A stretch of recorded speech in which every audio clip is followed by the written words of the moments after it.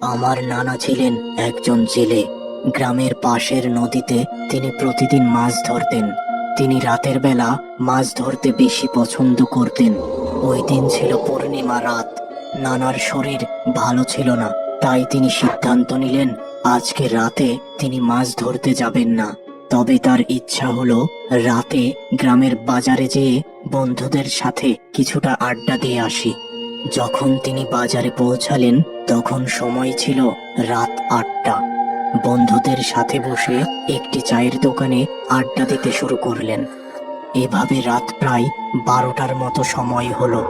এমন সময় কিছু জেলে নদী থেকে ইলিশ মাছ ধরে নিয়ে বাজারে আসলো।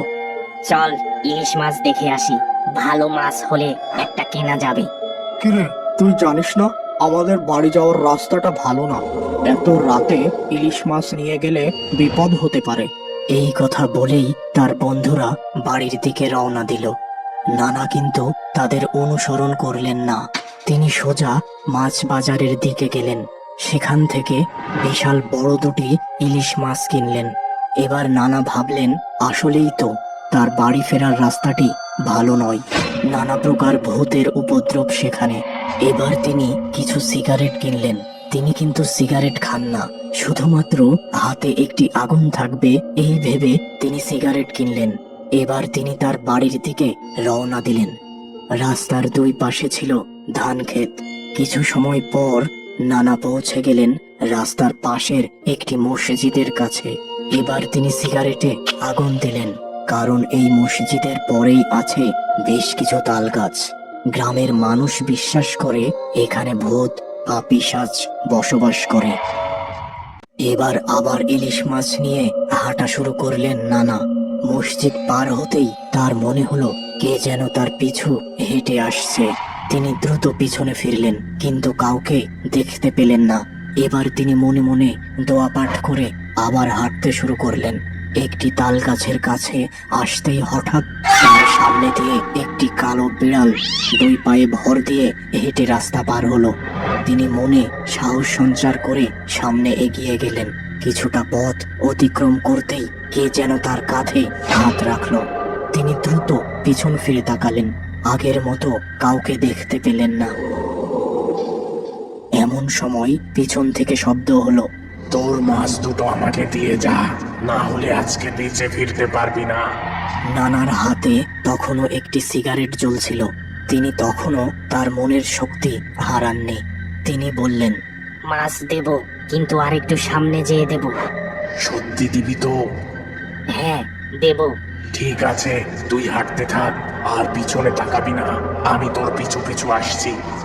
বেশ কিছুটা পথ পার হতেই আবার বাতাসের মধ্য থেকে সেই ভুতুড়ে শব্দ ভেসে আসলো। কিরে, এবার মাছ দে। এই তো, আর একটু পরে দেব। অদৃশ্য শক্তিটি যেন ক্রোধে বাতাসের ঝড় সৃষ্টি করলো ও সেই সাথে উপর থেকে ঢেল ফেলা শুরু করলো।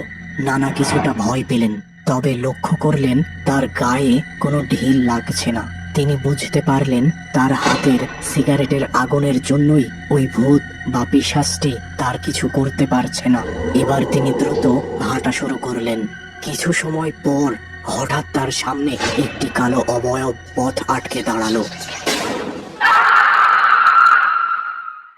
তিনি লক্ষ্য করলেন তার হাতের সিগারেটটি শেষ হয়ে তার আগুন নিভে গেছে। ভীষণ ভয়ে নানা এক চিৎকার দিয়ে তার বাড়ির দিকে দৌড় শুরু করলেন। বেশ কিছুটা পথ প্রাণপণ দৌড়ে তিনি তার বাড়ির দরজার সামনে এসে উপস্থিত হলেন, আর দরজায় জোরে জোরে কড়া নাড়তে লাগলেন। নানু দ্রুত ঘুম থেকে উঠে দরজা খুলে দিলেন। নানা তাড়াতাড়ি ঘরে প্রবেশ করে দরজা লাগিয়ে দিলেন এবং নানুকে উদ্দেশ্য করে বললেন, কোনো কথা বলার সময় নেই, দ্রুত এই মাছ দুটি রান্নার ব্যবস্থা করো। নানু বেশ অবাক হয়ে রান্নাঘরে গেলেন মাছ দুটি রান্না করতে। কিছু সময়ের মধ্যেই মাছ রান্না শেষ হলো, আর তার ঘ্রাণ ছড়িয়ে পড়লো সারা বাড়ি। এমন সময় ঘরের দরজায় বাহির থেকে কড়া নাড়ার শব্দ শোনা গেল। নানু এসে দরজা খুলতে যাবে, এমন সময় নানা তাকে দরজা খুলতে নিষেধ করলেন। তিনি দরজার কাছে যেয়ে কান পেতে শুনলেন আমাকে মাছ দে, না হলে কিন্তু তোকে বাঁচতে দেব না।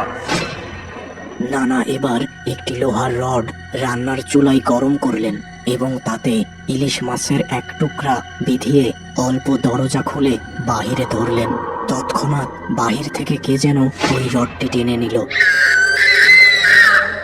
আর সেই সাথে এক গগনভেদী চিৎকার। এরপরই সেই অদৃশ্য কণ্ঠে শোনা গেল, তুই এই কাজটি ভালো করিসনি, এর শাস্তি তোকে পেতেই হবে। ওই রাতে নানাদের সাথে আর কোনো প্রকার অস্বাভাবিক কিছু ঘটেনি। তবে সকালে নানা তাদের দরজার সামনে একটি মৃত কাক দেখতে পান, আর ওই দিনের পর থেকে নানার শ্বাসের রোগ শুরু হয় এবং তিনি কয়েক বছর পর মারা যান।